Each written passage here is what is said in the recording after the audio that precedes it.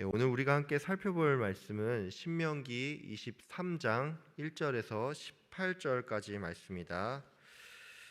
신명기 23장 1절에서 18절까지 말씀입니다. 제가 가지고 있는 구약성경 297페이지쯤에 있습니다. 제가 말씀을 봉독하겠습니다. 고안이 상한 자나 음경이 잘린 자는 여호와의 총회에 들어오지 못하리라. 사생자는 여호와의 총회에 들어오지 못하리니 10대에 이르기까지도 여호와의 총회에 들어오지 못하리라. 암몬 사람과 모압 사람은 여호와의 총회에 들어오지 못하리니 그들에게 속한 자는 10대뿐 아니라 영원히 여호와의 총회에 들어오지 못하리라. 그들은 너희가 애굽에서 나올 때 떡과 물로 너희를 길에서 영접하지 아니하고 메소포타미아의 부돌 사람 부올의 아들 발람에게 뇌물을 주어 너희를 저주하게 하려 하였으나 내 하나님 여호와께서 너를 사랑하심으로 내 하나님 여호와께서 발람의 말을 듣지 아니하시고 내 하나님 여호와께서 그 저주를 변하여 복이 되게 하셨나니 내 평생에 그들의 평안과 형통함을 영원히 구하지 말지니라. 너는 에돔 사람을 미워하지 말라. 그는 내 형제이님이라. 애굽 사람을 미워하지 말라. 내가 그 땅에서 객이 되었음이라. 그들의 3대 후 자손은 여호와의 총회에 들어올 수 있느니라.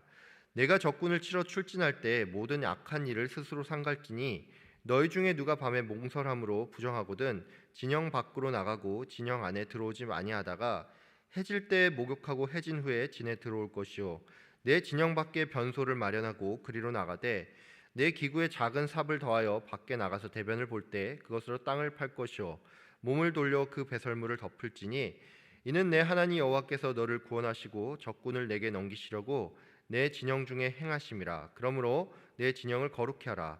그리하면 내게서 불결한 것을 보시지 않으므로 너를 떠나지 아니하시리라. 종이 그의 주인을 피하여 내게로 도망하거든 너는 그의 주인에게 돌려주지 말고 그가 내 성읍 중에 원하는 것을 택하는 대로 너와 함께 내 가운데서 거주하게 하고 그를 압제하지 말지니라. 이스라엘 여자 중에 창기가 있지 못할 것이요 이스라엘 남자 중에 남창이 있지 못할지니 창기가 번 돈과 개 같은 자의 소득은 어떤 서원한 일로든지 내 하나님 여호와의 전에 가져오지 말라. 이 둘은 다 하나님 여호와께 가증한 것이니라. 아멘. 오늘 우리가 읽은 신명기 23장은 이스라엘 백성들이 지켜야 할 규정들에 대해서 나옵니다. 총 4가지 규정이 나오는데 첫 번째는 1절에서 8절까지 여호와의 총회에 들어올 수 없는 사람에 대한 규정이 나오고 두 번째는 9절부터 14절까지 원수를 치려고 진을 치며 야영할 때 지켜야 할 규정이 나옵니다. 세 번째는 피신한 종에 대한 처리 규정, 마지막 네 번째는 이스라엘 중에 창기와 남창을 금하는 규정입니다. 오늘 우리는 이 본문을 보면서 이 4가지 규정들이 서로 달라서 연관성이 없다라고 생각을 할 수가 있습니다. 하지만 이 규정들은 하나의 공통된 관점으로 꿰 수가 있는데 그게 뭐냐면 하나님께서는 하나님 나라의 백성들에게 거룩을 요구한다는 것입니다. 오늘은 그래서 이 4가지 규정을 통해서 하나님께서 원하는 그 거룩이 무엇인지를 알아보고 또 오늘날 우리에게 하나님께서 원하는 바는 무엇인지 한번 생각을 하는 시간을 가지도록 하겠습니다. 먼저 1절과 2절을 제가 읽어보겠습니다. 고안이 상한 자나 음경이 잘린 자는 여호와의 총회에 들어오지 못하리라. 사생자는 여호와의 총회에 들어오지 못하리니 10대에 이르기까지도 여호와의 총회에 들어오지 못하리라. 하나님께서는 신명기 말씀을 통해서 생식기에 흠이 있는 사람과 사생아는 여호와의 총회에 들어오지 못한다라고 말씀하셨습니다. 그럼 여러분 여기서 이 여호와의 총회는 과연 무엇일까요? 이와 관련해서 몇 가지 견해가 있는데 먼저는 이 여호와의 총회가 이스라엘 백성 전체를 의미한다라는 견해가 있는가 하면 또 다른 견해로는 이스라엘 공동체 안에서 주요 직책을 맡는 것이 곧 여호와의 총회를 의미한다라는 주장도 있습니다. 참고로 이런 견해들은 성경 전체의 내용과는 비춰봤을 때 다소 상충되는 점이 있기 때문에 그래서 결론만 말하자면 이 여호와의 총회는 이스라엘이 제사와 율법 낭독 또한 절기를 지키기 위한 한마디로 예배 모임이라고 할 수가 있습니다. 우리는 오늘 이 신명기 23장 1절을 보면서 이런 의문이 생길 수가 있습니다. 고안이 상하거나 음경이 잘린 사람들, 한마디로 고자들이 이 여호와의 총회, 요즘 말로 예배에 참여할 수 없다는 것은 지금 관점에서 보면 조금 가혹하게 느껴질 수 있다는 것입니다. 말하자면 이거죠. 어떤 사람은 사고로 인해서 몸이 성하지 않을 수 있고 또 태어나자마자 장애가 있는 사람도 있는데, 그렇다면 이 사람들 기준에서는 자신들이 그렇게 살아가는 것도 비참한 일인데 왜 하나님께서는 이들이 여호와의 총회조차 참여하지 못하게 했는지 이게 조금 의문이라는 것입니다. 근데 여러분, 이런 신명기의 명령은 사실 그렇게 단순하게 생각할 문제가 아닙니다. 여러분이 기억해야 할 게 있습니다. 그게 뭐냐면 이 신명기의 말씀은 가나안 땅 입성을 앞둔 출애굽 2세대들을 위해서 주어진 말씀이라는 것입니다. 이것은 바꿔 말해서 이스라엘 백성들이 가나안 땅에 들어가게 됐을 때 이들은 다양한 이방 민족들을 만나게 될 것인데, 신명기는 이런 상황을 전제로 해서 쓰여졌다는 것입니다.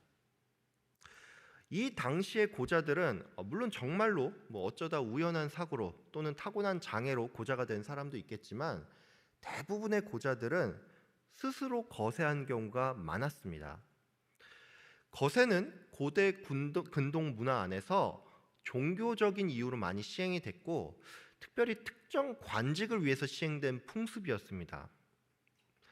가나안 땅에는 바알과 아세라를 숭배하는 사람들이 많았습니다. 이들은 음란하기 짝이 없는 이 종교 예식을 따르는가 하면 특별히 이 일에 종사하는 사람들은 종교적인 이유로 거세를 하는 경우도 많았다는 것이죠. 그러니까 이 말은 여호와의 총회에 고자가 들어올 수 없다는 이 신명기 규정이 그냥 몸에 흠이 있는 사람이 예배의 자리에 참여할 수 없다는 그런 단순한 의미를 넘어서 우상 숭배를 주도하던 사람들이 무분별하게 여호와의 총회에 들어와서 이 거룩한 모임을 혼탁하게 만드는 것을 하나님께서 분명히 금하고 있다는 것입니다.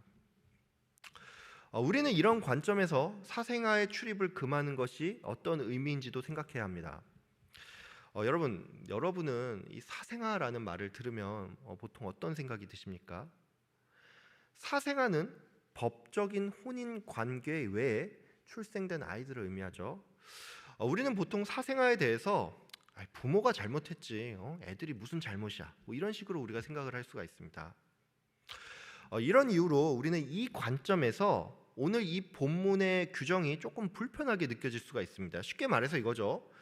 불우한 가정사를 가지고 태어난 사람들에 대해서 이 하나님 나라의 백성들이 그들을 감싸주진 못할 망정 예배를 참여조차 못하게 하니까 이런 규정이 좀 너무하다고 느껴질 수 있다는 것입니다. 근데 여러분, 역시나 이것도 그렇게 간단하게 볼 문제가 아닙니다. 사생아라고 표현된 히브리어 맘제르를 이 70인역 성경은 음행의 자식이라고 표현을 하고 있습니다. 많은 성경학자들은 이 사생아들이 이방 종교의 음란한 풍습에 따라서 창기에 의해서 출생이 되고 또 그 사람들의 손에 의해서 길러진 사람이 바로 사생아라고 보고 있습니다. 즉 이 말은 오늘 본문에 나오는 이 사생아들이 우상 숭배라는 악한 동기 가운데서 또 음행의 결과로 출생을 했고, 또한 이들은 우상 숭배를 일삼는 그런 죄악된 환경 가운데서 자라났기 때문에 이런 악한 무리들이 여호와의 총회에 들어와서 이 거룩한 모임을 망치는 것을 하나님께서는 엄격히 금하고 있다는 것입니다. 하나님은 또한 모압과 암몬이 이 여호와의 총회에 출입하는 것을 금하고 있는데 3절부터 6절까지를 제가 한번 읽어보겠습니다. 암몬 사람과 모압 사람은 여호와의 총회에 들어오지 못하리니 그들에게 속한 자는 10대뿐 아니라 영원히 여호와의 총회에 들어오지 못하리라. 그들은 너희가 애굽에서 나올 때에 떡과 물로 너희를 길에서 영접하지 아니하고 메소포타미아의 부돌 사람 부올의 아들 발람에게 뇌물을 주어 너희를 저주하게 하려 하였으나 내 하나님 여호와께서 너를 사랑하심으로 내 하나님 여호와께서 발람의 말을 듣지 아니하시고 내 하나님 여호와께서 그 저주를 변하여 복이 되게 하셨나니 내 평생에 그들의 평안함과 형통함을 영원히 구하지 말지니라. 하나님은 모압과 암몬이 여호와의 총회에 영원히 들어오지 못한다고 하면서 또 그들의 평안함과 형통함을 절대로 구하지 말 것을 요청했습니다. 우리가 잘 아는 것처럼 이 모압과 암몬은 아브라함의 조카인 롯의 롯이 조상입니다. 즉 이 모압과 암몬은 엄밀히 말해서 이 이스라엘의 먼 친척쯤 된다는 것이죠. 하나님께서는 근데 이 7절과 8절에서 에돔과 애굽은 미워하지 말라고 하면서 또한 이들은 시간이 지나 여호와의 총회에 참여할 수 있다라는 여지를 주는 반면에 혈연적으로 볼 때 가까운 모압과 암몬에 대해서만큼은 굉장히 강경한 발언을 하고 있다는 것입니다. 여러분, 여호와 하나님께서 이렇게 말씀하신 데는 이유가 있습니다. 그게 뭐냐면 이들은 과거에 발람이라는 이 박수 무당을 통해서 이스라엘을 저주하려고 했고, 또 이스라엘 민족들이 우상 숭배의 죄를 범하게끔 만들었기 때문입니다.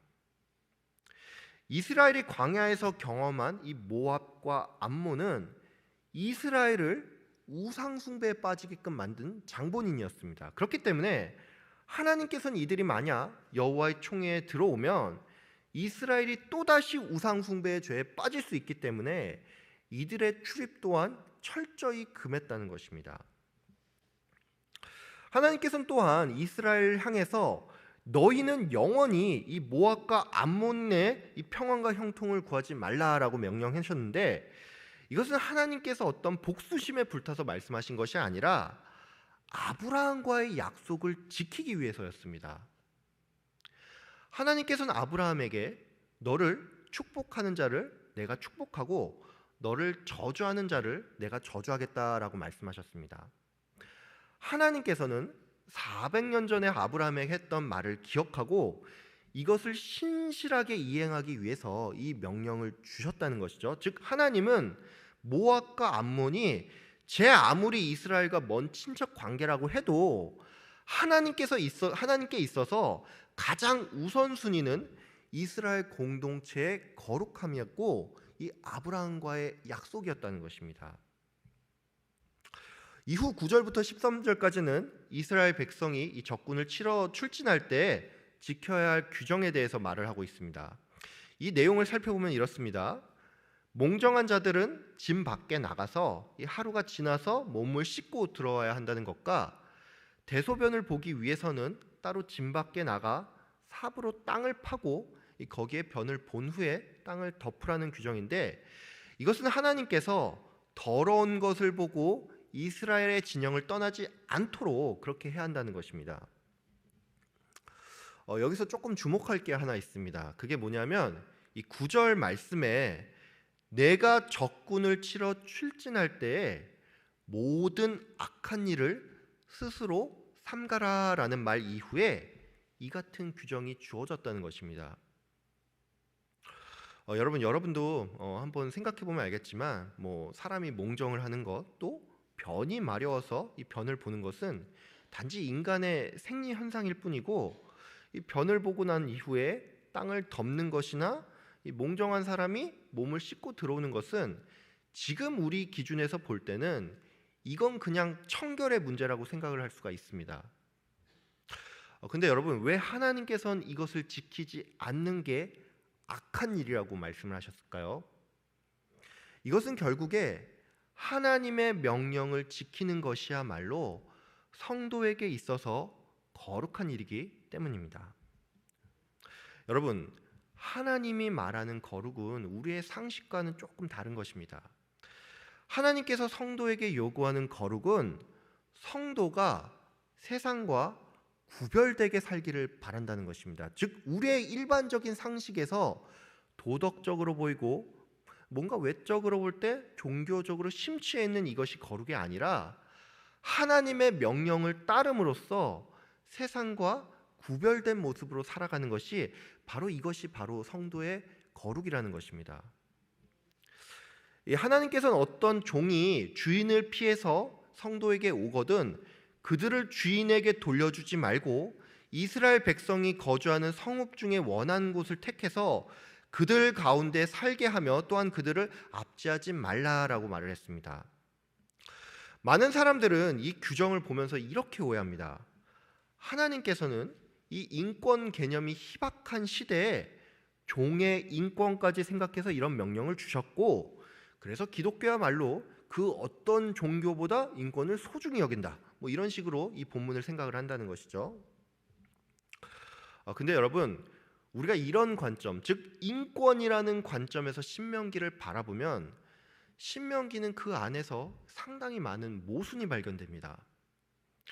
여러분도 잘 아시겠지만 지금 우리의 상식 기준에서 볼 때 이 신명기의 어떤 명령은 잘 이해가 되지 않습니다. 예를 들어서 이 하나님은 이스라엘 백성들이 가나안 땅을 정복할 때 전쟁에 참여하지 않은 여자와 아이들까지 다 진멸하라고 하시는데, 이러한 명령은 오늘날의 상식에선 이해가 안 된다는 것이죠. 즉 이 말은 피신한 종을 그 주인에게 돌려보내지 말라는 오늘의 이 말씀 또한 단지 하나님께서 오늘날의 기준에서 인권을 보호하자고 이 명령을 한 게 아니라는 것입니다. 여러분 꼭 기억하길 바랍니다. 오늘 이 신명기의 말씀은 하나님 나라의 백성들이 세상과 다른, 즉 구별된 모습으로 살아가길 바라는 마음에서 주어진 규정들이라는 것입니다. 이 고대 바빌론의 이 함무라비 법전에 따르면 이 종이 도망쳤을 때 어떻게 해야 하는지가 나옵니다. 이 법전에 따르면 종이 주인을 도망쳤을 때 이 종을 발견한 사람은 이 종이 주인을 배신했기 때문에 그 발을 잘라서 주인에게 보내야 한다는 그런 내용이 있습니다. 여러분, 이것이 고대 근동 지방의 상식이고 이것이 그 당시에는 마땅히 지켜야 할 법이고 도덕이었습니다. 여러분, 하나님께서 종이 도망쳤을 때 그들을 주인에게 돌려보내지 말고 그들을 압제하지 말라고 하셨는데, 하나님께서 이렇게 이스라엘에게 백성에 말씀하신 것은 이스라엘 백성들이 그 당시의 일반적인 상식과 법과 도덕이 아닌 하나님 나라의 백성으로서 구별된 삶을 살기를 바랬다는 것입니다. 하나님은 이스라엘 백성이 거룩하게 살기를 바랬습니다. 그 당시의 모든 이방 종교가 우상을 섬기는 과정 가운데서 창기와 남창을 두고 또 성적인 제의를 벌일 때 하나님께서는 그것을 금하셨고 또 그들이 번 소득을 가져오는 것조차 금했는데, 이것은 당시의 모든 종교적 상식과 도덕에 반하는 명령이었습니다. 즉 하나님께서 말하는 거룩이란 세상의 기준에서 도덕적인 것을 말하는 게 아니고 하나님의 명령에 순종하며 세상과 구별된 삶을 사는 것이 바로 거룩이라는 것입니다. 여러분, 우리는 하나님 나라의 백성으로서 거룩한 삶을 살아야 합니다. 성도가 거룩한 삶을 산다는 것은 세상과 구별된 삶을 산다는 것입니다. 이것은 다른 말로 우리가 성도로서 성도답게 살려고 노력하면 노력할수록 세상은 우리를 불편하게 생각하고 또 우리를 비난할 수밖에 없다는 것입니다.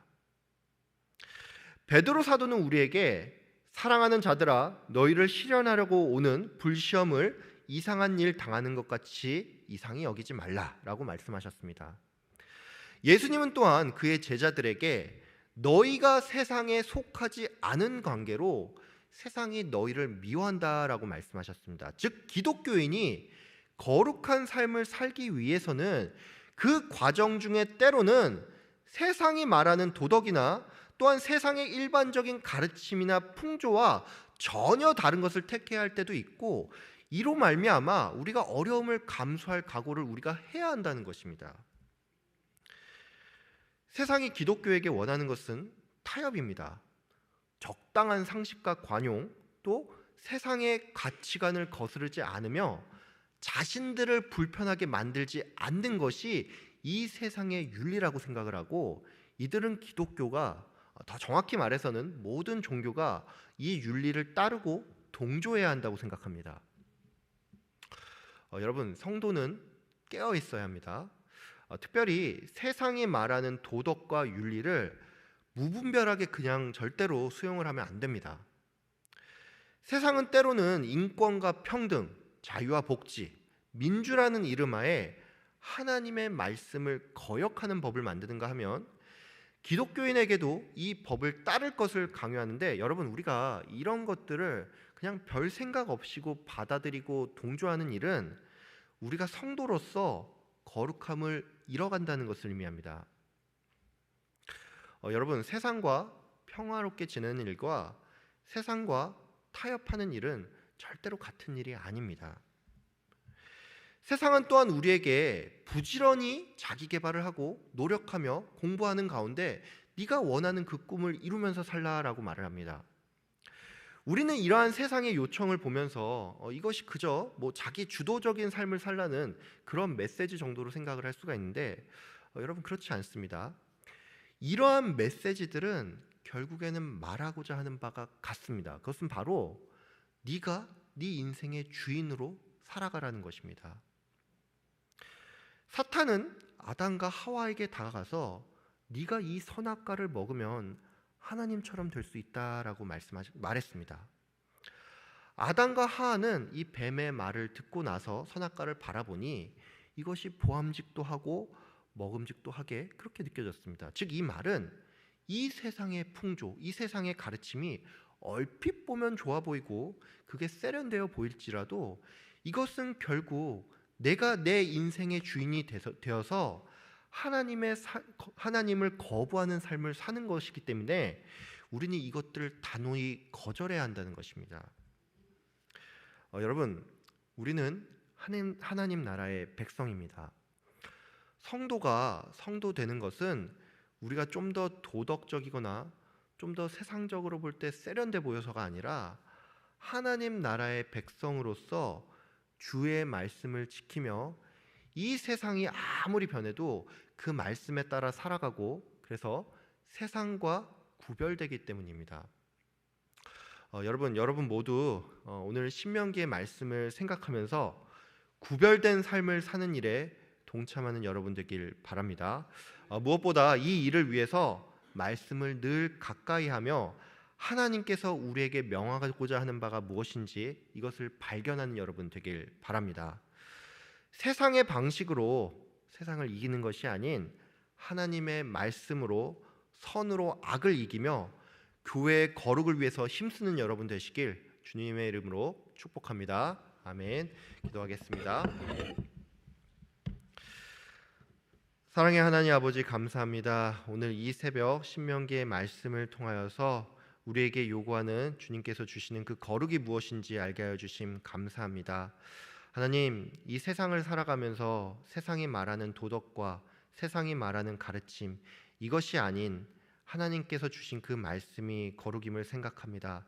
아버지 하나님, 우리가 하나님이 주신 그 말씀을 늘 생각하며 상고하고 깨달으는 가운데 주님께서 말하신 그 거룩에 대해서 늘 생각하며 우리가 성도로서 세상과 구별된 모습으로 살아가는 우리 모든 성도님들 될 수 있도록 주님 복을 내려 주시옵소서. 감사드리며 예수님의 이름으로 기도하였습니다. 아멘.